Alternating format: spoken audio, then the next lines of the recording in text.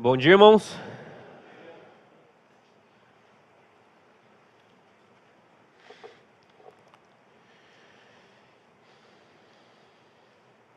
Sabemos que a nossa vida ela é cheia de altos e baixos. Ela nos proporciona momentos tristes, momentos felizes. É assim a vida de todo mundo. É assim a nossa vida.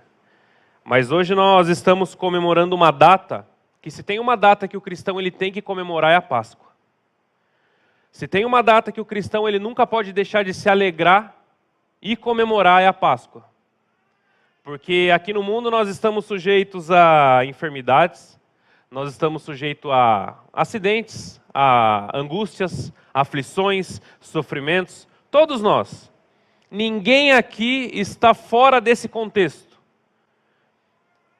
Mas a ressurreição de Cristo, ela nos mostra uma vitória eterna. Onde nós estaremos com Cristo, onde não haverá nada do que nós vemos aqui. Onde não haverá sofrimento, choro, dor, angústia. Será apenas prazer na presença de Cristo eternamente. Então, a Páscoa, ela é a liberdade. Ela representa a nossa liberdade da condenação que nós merecíamos por natureza. Porque a Bíblia diz que nós éramos merecedores da ira de Deus. E através da ressurreição de Cristo, Ele nos mostrou que Ele venceu a morte. E da mesma forma com que a Páscoa no Egito foi celebrada há muitos e muitos anos, onde representou a ira de Deus passando sobre o povo, e não caindo sobre o povo de Israel, todos que estavam protegidos pelo sangue do Cordeiro, hoje também representa a mesma coisa. E todos aqueles que creem em Jesus Cristo são lavados no sangue do Cordeiro de Deus, e a ira de Deus não cairá sobre aqueles que creem em Jesus Cristo. Então a Páscoa ela representa a nossa liberdade. Uma coisa que nós merecíamos e nós não teremos porque Ele teve misericórdia de nós e hoje nós temos vida com Cristo. Porque se Cristo nascesse, se Cristo vivesse, tivesse seu ministério e morresse, de nada valeria para nós. Absolutamente isso de nada valeria para nós, se Ele não vencesse a morte. Pois Ele pode nos dar vida, porque Ele venceu a morte. Nós não poderíamos crer num Messias que nem pôde com a morte. Ele não pôde nem salvar a si próprio. Mas Ele mesmo se deu na cruz do Calvário e ressuscitou ao terceiro dia, mostrando para nós que Ele venceu a morte e todos aqueles que creem nele terão vida com Ele junto ao Pai. Vamos ler o texto de 1 Coríntios capítulo 15, a partir do versículo 1.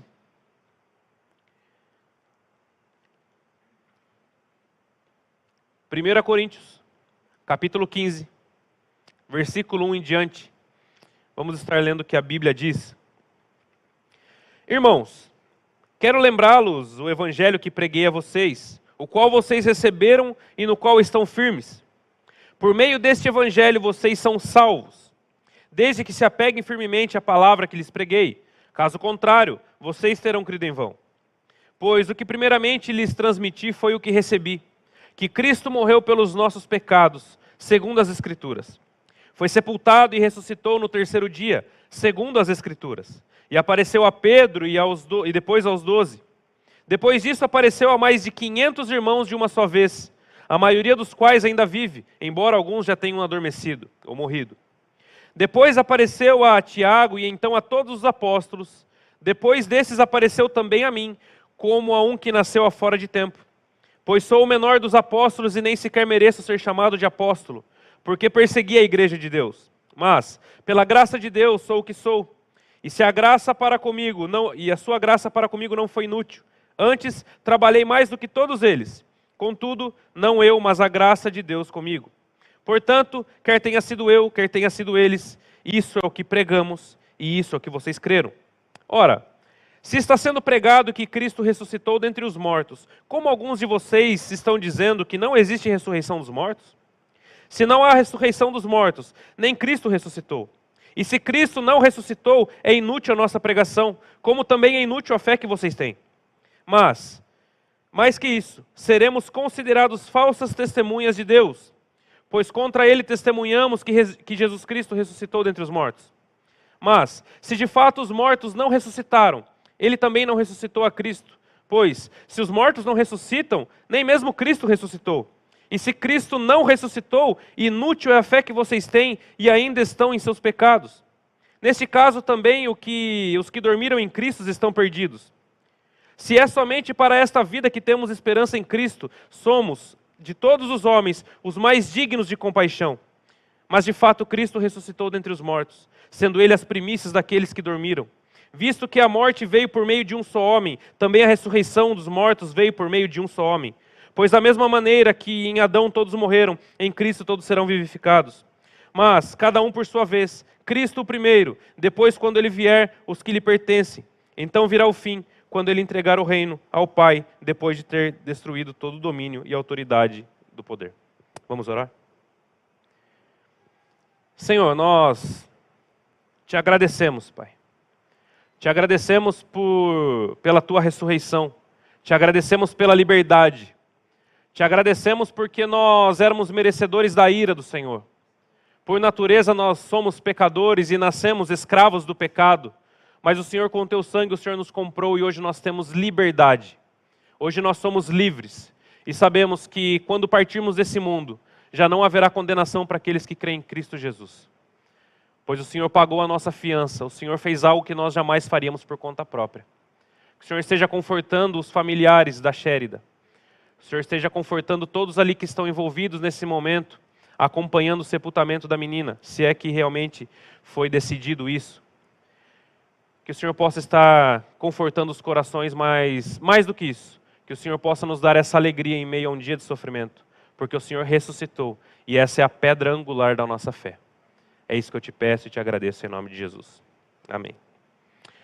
Irmãos, esse texto ele nos exige que nós venhamos a nos atentar ao contexto para que nós possamos entender um pouco melhor, tá? Esse texto ele foi escrito por Paulo, né? Ele estava em Éfeso, mais ou menos no ano 53, 54 da era cristã. A igreja de Corinto, qual ele escreveu, a igreja de Corinto, era composta por quase 100% de gentios, não era uma igreja com muitos judeus. Era uma igreja que tinha muitos irmãos que eram gregos, né? E essa carta de Paulo não era uma carta amigável. Não era uma carta amistosa, não era uma carta de Paulo para incentivar os irmãos em alguns pontos, não. Paulo, só nessa carta de 1 Coríntios, ele corrige mais de 11 problemas doutrinários na igreja. Ele cita mais de 11 problemas que apareciam no meio da igreja. Corinto era uma igreja muito complicada, extremamente complicada, e Paulo ele estava advertindo os irmãos. Entre esses temas, Paulo ele fala sobre briga, sobre divisão, sobre prostituição, sobre sexo, sobre como os irmãos encaravam o casamento e também como os irmãos encaravam a ressurreição em Cristo. Então Paulo ele trata muitos problemas nessa igreja. Mas se a gente for analisar as cartas de Paulo, outras igrejas ele também admoestou, ele também chamou a atenção porque outras igrejas também tinham os problemas. Toda igreja tem problema. Essa não é uma exclusividade de Corinto. Toda igreja tem problema. Só que qual era a diferença de Corinto para Filipenses ou Tessalônica, enfim? Que as heresias ou os desvios doutrinários não vinham de fora para dentro, mas os próprios irmãos da igreja estavam difundindo heresias. Se os irmãos lembram quando Paulo ele diz para os Gálatas ou para Filipenses, cuidado com os cães, cuidado com os falsos mestres, olha, estão entrando dentro da igreja de vocês falsos ensinamentos, ensinando coisas contrárias a qual eu vos ensinei. Paulo então sempre alertava que estavam chegando na igreja falsos mestres, falsos profetas, com ensinamentos errados. Esse não era o caso de Corinto. A própria igreja estava crendo em heresias e pregando e difundindo no meio da igreja as heresias. Por isso que Paulo ele foi totalmente enfático nas duas cartas que ele escreve à igreja. Então essa não era uma carta amigável. Já o nosso contexto, nós vamos tratar sobre um dos problemas que a igreja já tinha se desviado da verdade, que é a ressurreição. Como nós lemos aqui, principalmente no versículo 12, os irmãos estavam dizendo que não havia ressurreição dos mortos. Que a história de ressurreição dos mortos era balela, era falácia. Que não existia ressurreição dos mortos. Porque, historicamente, os irmãos eles acreditavam que eles já tinham chegado ao ápice da sua vida espiritual. Os irmãos de Corinto eles tinham chegado ao ápice da sua vida espiritual, segundo eles, porque eles falavam em línguas. Tem um grande escritor chamado Gordon Fee, que ele escreveu no seu livro Como Ler a Bíblia Livro por Livro, ele escreve o seguinte: Para os irmãos em Corinto, falar em línguas estranhas ou dons dos anjos era o estágio máximo de sua espiritualidade. Por isso, alguns deles não viam proveito nenhum na ressurreição dos mortos. Eles já haviam chegado ao seu ápice. Para eles, tanto importava se iríamos ressuscitar com Cristo ou se o próprio Cristo havia ressuscitado. Não importava. O que importava é que eles já tinham chegado no ápice da sua vida espiritual, segundo eles. Tanto é que no próprio 1 Coríntios, capítulo 13, Paulo ele cita sobre os dons, e em 1 Coríntios 13, 1 ele diz: ainda que eu falasse a língua dos anjos e dos homens, se eu não tivesse amor, eu seria como um metal que soa ou como um sino que tine. Então Paulo ele trata sobre isso no capítulo 13. Olha, o maior dos dons que vocês podem ter ou buscar é o amor uns pelos outros.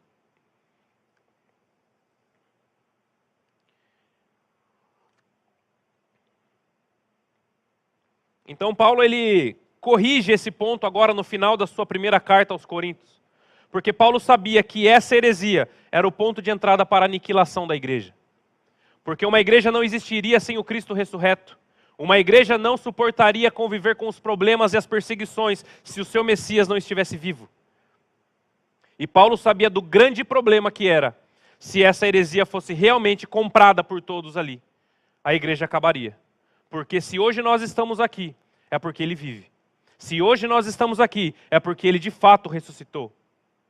Então Paulo ele trata desses problemas. A ressurreição de Cristo, ela é o ponto central da nossa fé. Ela é o ponto central da nossa fé.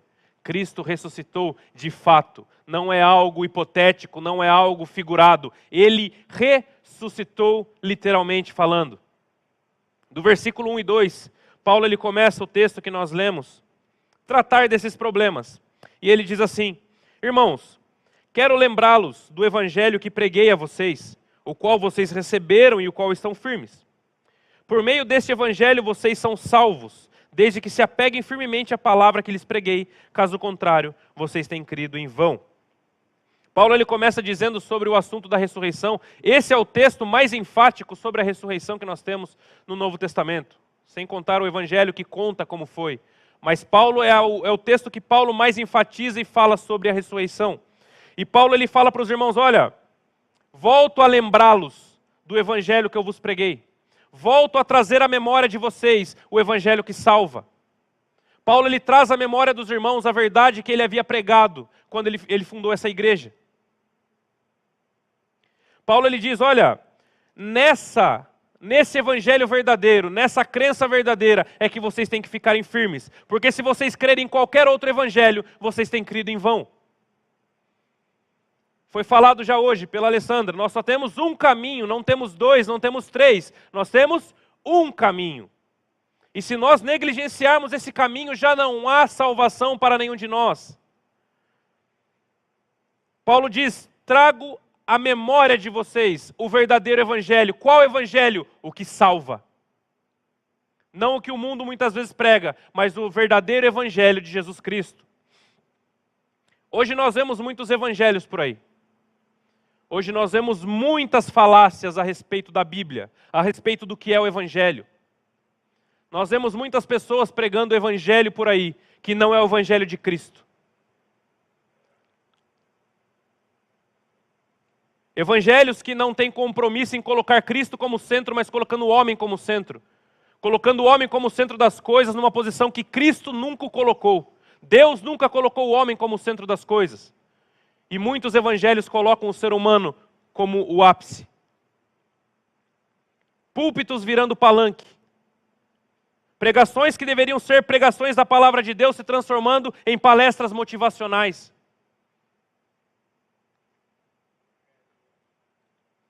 Mensagens que mais massageiam o nosso ego do que tratam o nosso pecado. Isso não é o evangelho. Pode até ser agradável aos ouvidos. Pode até ser confortável para você. Mas se não confronta o pecado, não é evangelho.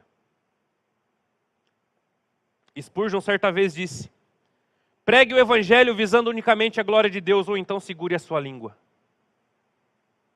O mesmo Spurgeon disse: um dia, no lugar de pastores alimentando ovelhas, teremos palhaços entretendo bodes. E pelo que nós vemos hoje no mundo aí fora, Esse dia já chegou há muito tempo.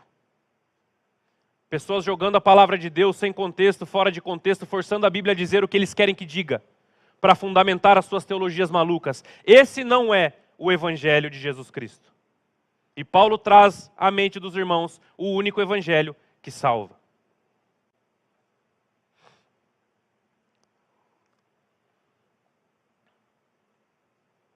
Continuando no versículo 3 a 11.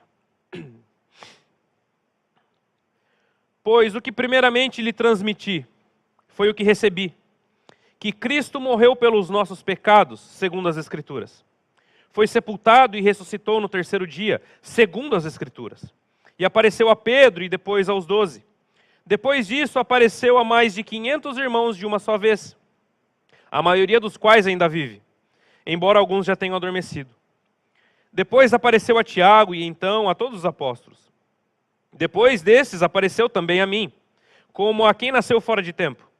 Pois sou o menor dos apóstolos e nem sequer mereço ser chamado de apóstolo, porque persegui a igreja de Deus. Mas, pela graça de Deus, sou o que sou. E a sua graça para comigo não foi inútil. Antes, trabalhei mais do que todos eles, contudo não eu, mas a graça de Deus comigo. Portanto, quer tenha sido eu, quer tenha sido eles, isso é o que pregamos e é isso que vocês creram. E Paulo ele começa a falar qual evangelho é esse. Qual evangelho era esse que realmente salva? Qual era o evangelho que os irmãos tinham que se atentar? Qual que era o alvo? Qual que era o foco? E esse era o foco. Pois o que primeiramente transmiti foi o que recebi. Que Cristo morreu pelos nossos pecados, segundo as Escrituras. Foi sepultado e ressuscitou ao terceiro dia, segundo as Escrituras. Esse é o evangelho de Jesus Cristo. As pessoas muitas vezes elas complicam de determinada forma o evangelho, que deixa muitas vezes até inacessível para as pessoas que ouvem. O evangelho ele é puro e simples. Qual é o evangelho? Cristo morreu pelos nossos pecados, foi crucificado e ressuscitou ao terceiro dia. Esse é o evangelho de Jesus Cristo. Interessante que Paulo ele começa dizendo: o que eu transmiti para vocês, o verdadeiro evangelho que eu transmiti, foi o que eu recebi de Cristo. Paulo não pregava o que ele queria pregar. Paulo ele não ensinava o que dava na sua telha. Paulo ele não forçava a Bíblia a dizer o que ele queria que ela dissesse. Paulo não pregava para manipular situações. Paulo ele pregava o que ele recebeu de quem? De Cristo. Paulo não trouxe nada novo. Paulo não inventou nada novo. Nós não temos que inventar nada novo. E é incrível como a cada dia surgem novas teologias aí fora. E é incrível como a cada dia surgem novas teorias aí fora. Nenhum pastor, seja ele de qual denominação for, tem o direito de inventar palavra alguma. Qualquer pastor que inventar um evangelho diferente desse que foi pregado é maldito. Paulo mesmo disse isso. Não estamos aqui para inventar nada diferente, estamos aqui apenas para replicar ou trazer à memória dos irmãos aquilo que já foi pregado por quem? Por Cristo. Ele é o nosso foco.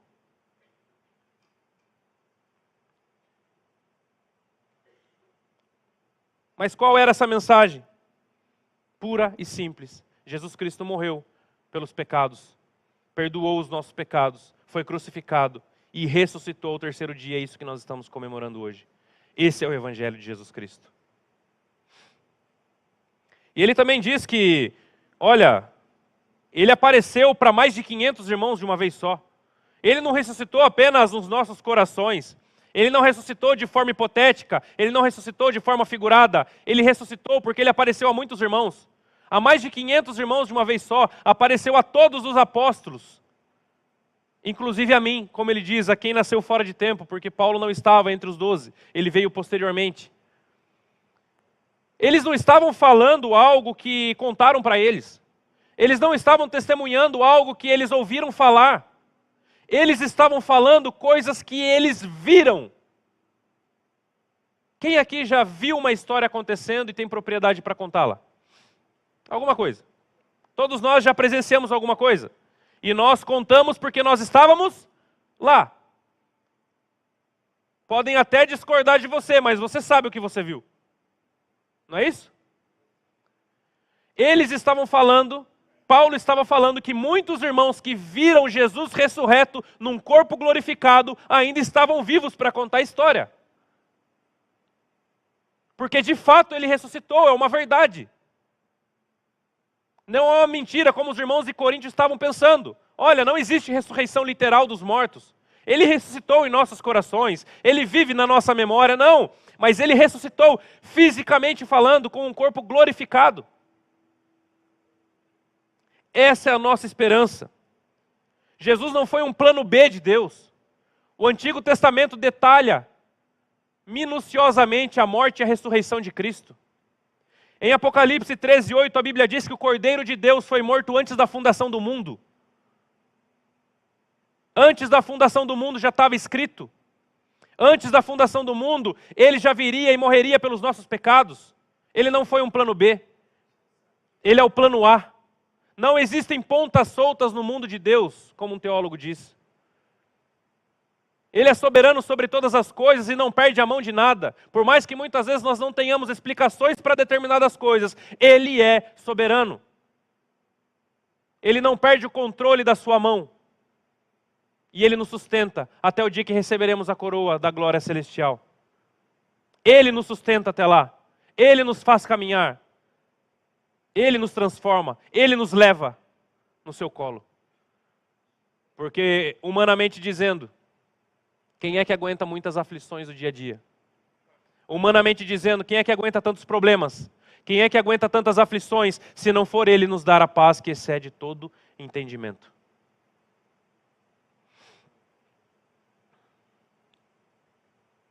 Continuando, a partir do verso 12.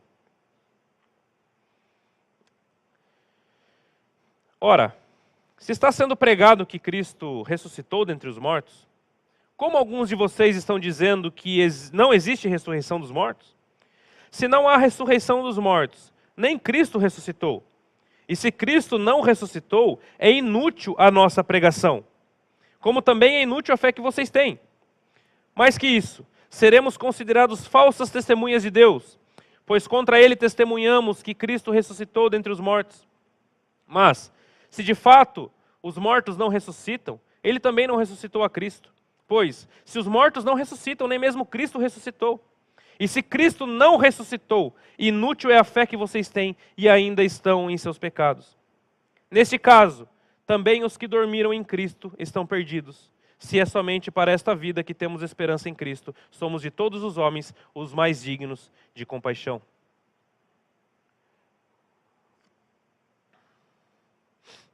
Sem a ressurreição de Cristo, nós estaríamos todos condenados. Sem essa verdade gloriosa, nós estaríamos todos condenados ao inferno. Porque todos pecaram e estão afastados da presença de Deus. A igreja de Corinto era composta pela maioria de pessoas gregas, como eu já disse no começo. Não tinham muitos judeus, a maioria era pessoas gregas. E havia um pensamento de uma filosofia grega da época que dizia que a alma era imortal, mas o corpo não podia ser ressuscitado. E Paulo ele toca nesse ponto, olha, como é que eu ensinei sobre a ressurreição e vocês já estão pregando contra a ressurreição? Dizendo que não existe ressurreição dos mortos. Porque isso estava atingindo muitos irmãos da igreja, desanimando muitos irmãos. Porque essa é a nossa maior esperança, que seremos ressuscitados com Ele no último dia.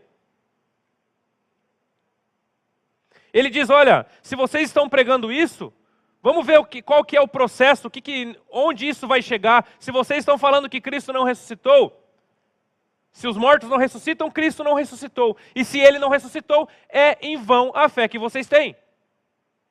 Se Cristo de fato não ressuscitou, por que nós nos reunimos como igreja? Se de fato Cristo não ressuscitou, qual é a esperança que nós temos no amanhã?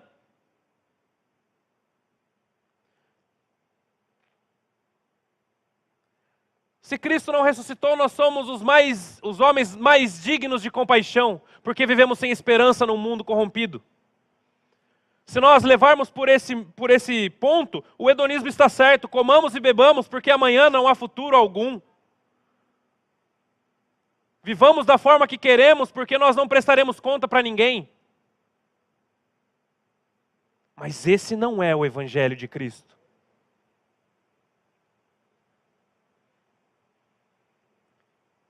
se os irmãos estivessem comprado essa ideia, talvez nós não estaríamos mais aqui.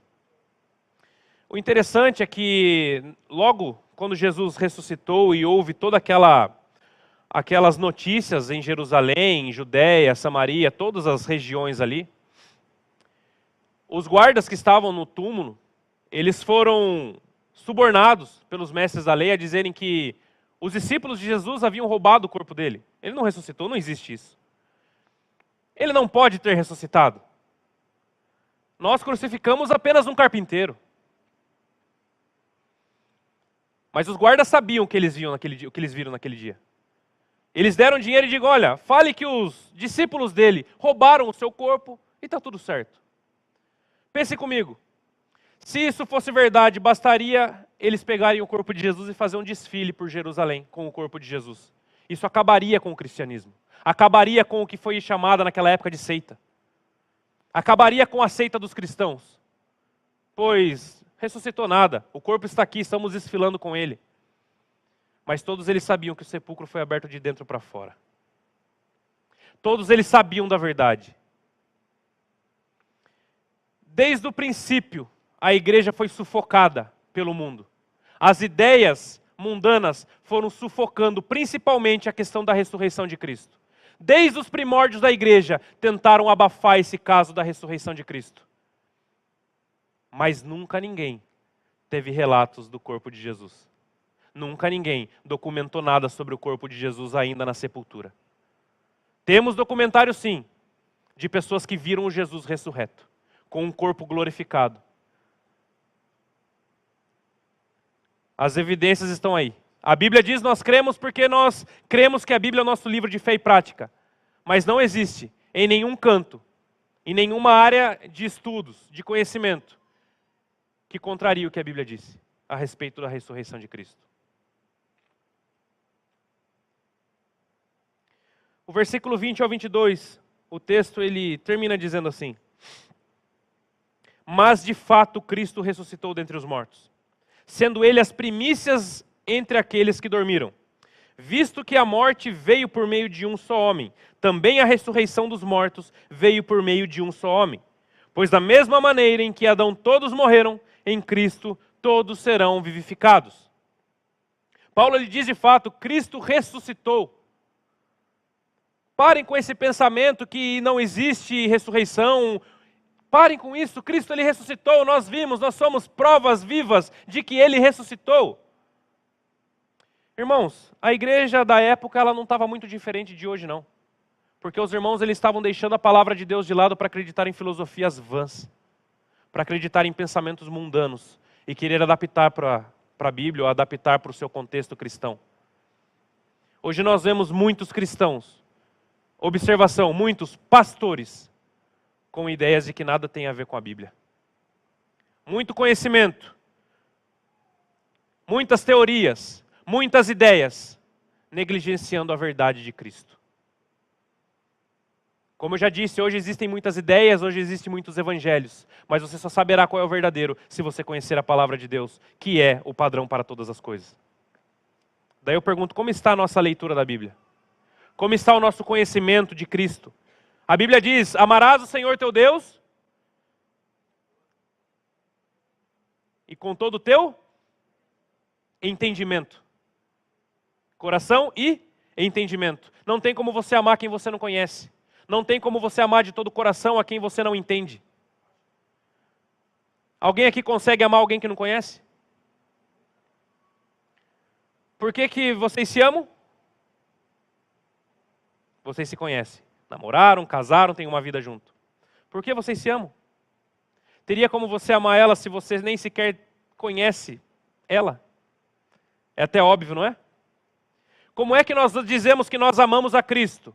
Como é que nós dizemos que nós somos cristãos se nem sequer nós o conhecemos? E às vezes não o conhecemos porque nós não lemos a Bíblia. Porque todos nós temos um exemplar, ou seja no celular, ou seja impressa. Porque é a obrigação do cristão ler a palavra de Deus. Isso não é para os mais espirituais, porque não existe esse caso.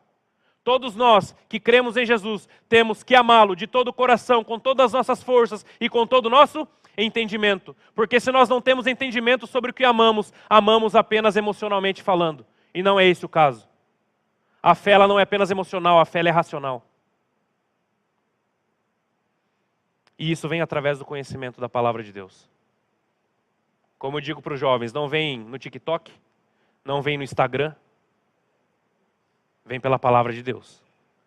Conhecimento não cai do céu.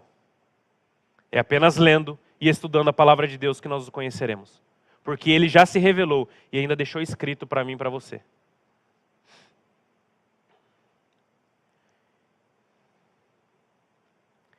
Paulo diz, ele ressuscitou e perante ele todos nós, todos aqueles que cremos em Jesus, seremos vivificados com ele. Por isso tem esperança no dia de amanhã. Nós cantamos um hino aqui que diz, porque ele vive, eu posso crer no amanhã. Só porque ele vive eu posso crer no amanhã.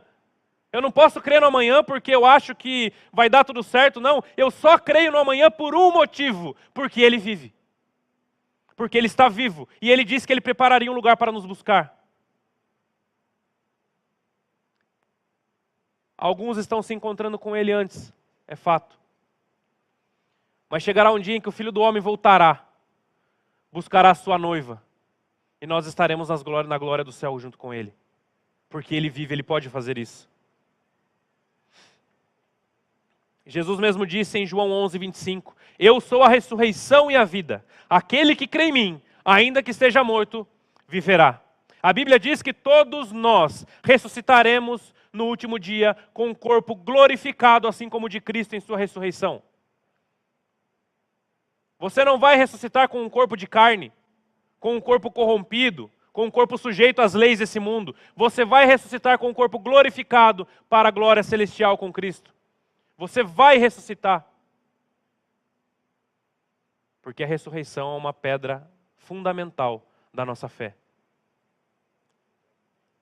Hernandes Dias Lopes disse que nós não cremos em um Cristo que viveu e está morto, mas nós cremos em um Cristo que esteve morto e vive para sempre.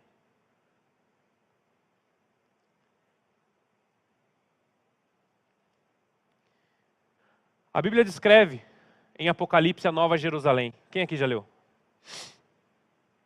Sobre a Nova Jerusalém onde nós moraremos eternamente. A Bíblia ela detalha de tal forma a Nova Jerusalém que às vezes eu fecho o olho e peço para Deus me deixar ir para visitar essa Nova Jerusalém, para morar eternamente. Nós temos uma morada. A Bíblia diz que nós não somos daqui, nós somos forasteiros. Estamos indo rumo ao alvo. Qual é o nosso alvo? Cristo, que nos levará pelas suas mãos até a porta da cidade santa. Estamos seguros na mão de Deus. Não temos que temer o amanhã, mas nós temos que ter esperança no amanhã. A Páscoa é maravilhosa, é a melhor notícia do mundo. É a melhor notícia que eu e você temos. Quem aqui já ouviu uma notícia muito boa e ficou se coçando para não falar para ninguém, ou eu preciso falar para todo mundo? Quem aqui gosta de contar notícia, levanta a mão. É gostoso, não é? Você ouve uma notícia boa, você fala, eu preciso contar. Daí a pessoa fala, viu, mas não conta para ninguém.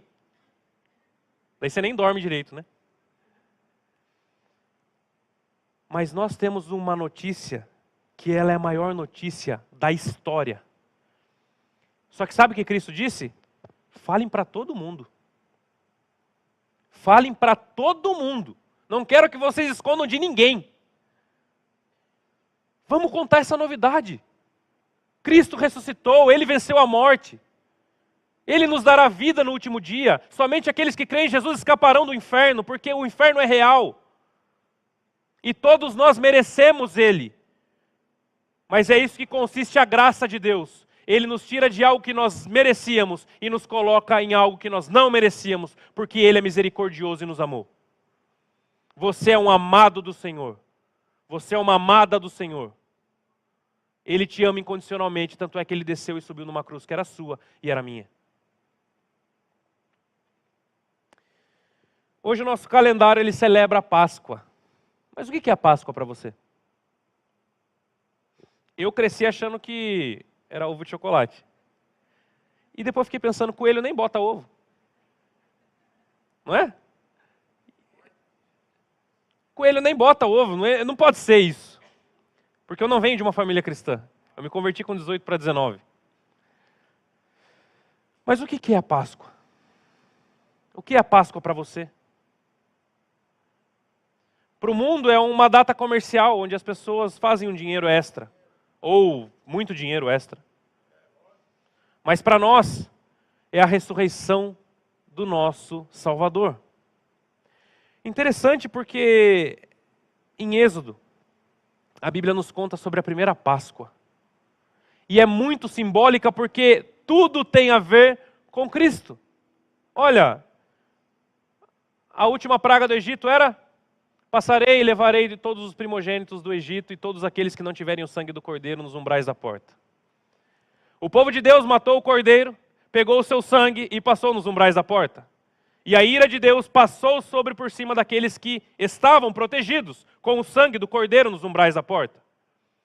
Porque o sangue do cordeiro era o sinal para Deus que a ira seria desviada e só pegaria aqueles que não estariam protegidos pelo sangue do cordeiro. João Batista disse quando ele viu Jesus: eis o Cordeiro de Deus, que tira o pecado do mundo. Cristo era o Cordeiro simbolizado naquela época. Cristo era o Cordeiro que desviava a ira de Deus sobre o seu povo. Cristo era aquele único responsável por Deus não fulminá-los. E hoje representa exatamente a mesma coisa. Um cordeiro foi morto, no meu lugar e no seu lugar.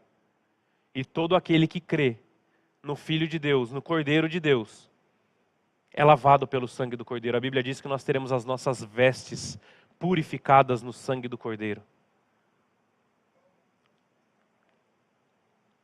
Nós temos esperança. A Páscoa é isso. Somos purificados através do sangue de Cristo. Sem Cristo não há jeito. Sem Cristo não há solução, não há esperança. Jesus disse: eu sou o caminho, a verdade e a vida. Ninguém vai ao Pai a não ser por mim. Podem apresentar qualquer outra receita aí fora para vocês. Só há um caminho.